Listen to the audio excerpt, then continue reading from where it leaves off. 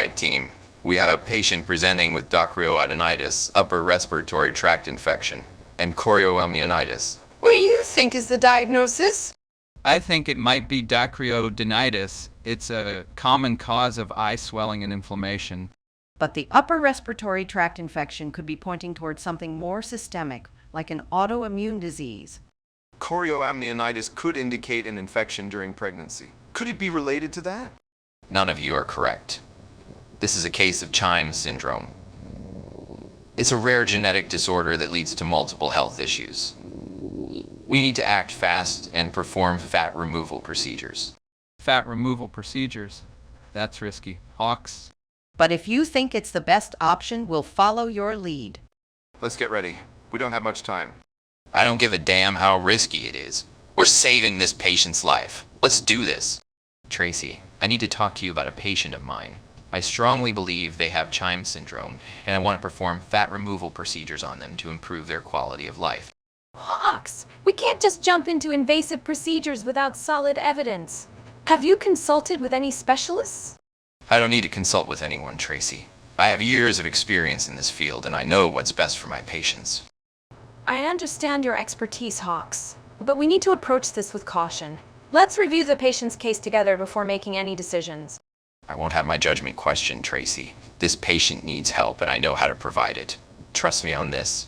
I'm not doubting your intentions, Hawks. I just want to make sure we're making the right choices for the patient. Let's work together on this. No, this can't be happening. The patient is in critical condition. I need to prepare myself to tell Hawks that the fat removal procedures were not the correct treatment for Chyme syndrome. How do I break this news to him gently? He was so convinced this was the solution we needed. I have to be honest with him, but I also need to reassure him that we will do everything we can to help the patient now. What in the world were you thinking? You nearly killed the patient with your incompetence, wrong fat removal procedures, or a wrong diagnosis. Unbelievable. I still think it was a case of liposuction gone wrong. No, it was clearly a misdiagnosis of lipoma.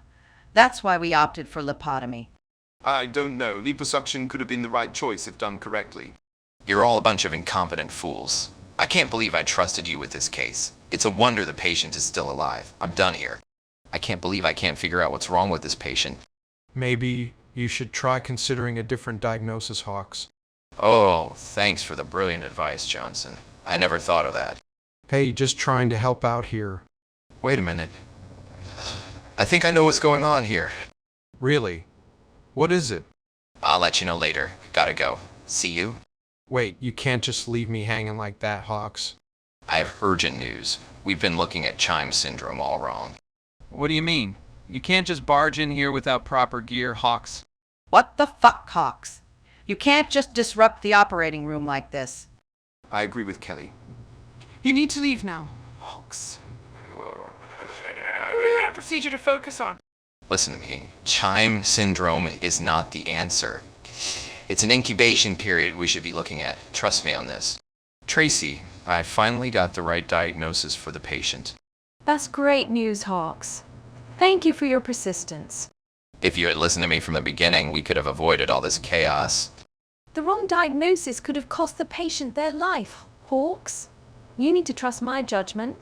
Trust your judgment. You nearly killed an innocent person because you refused to listen to me? I did what I thought was best at the time, Hawks. We can't always agree on everything.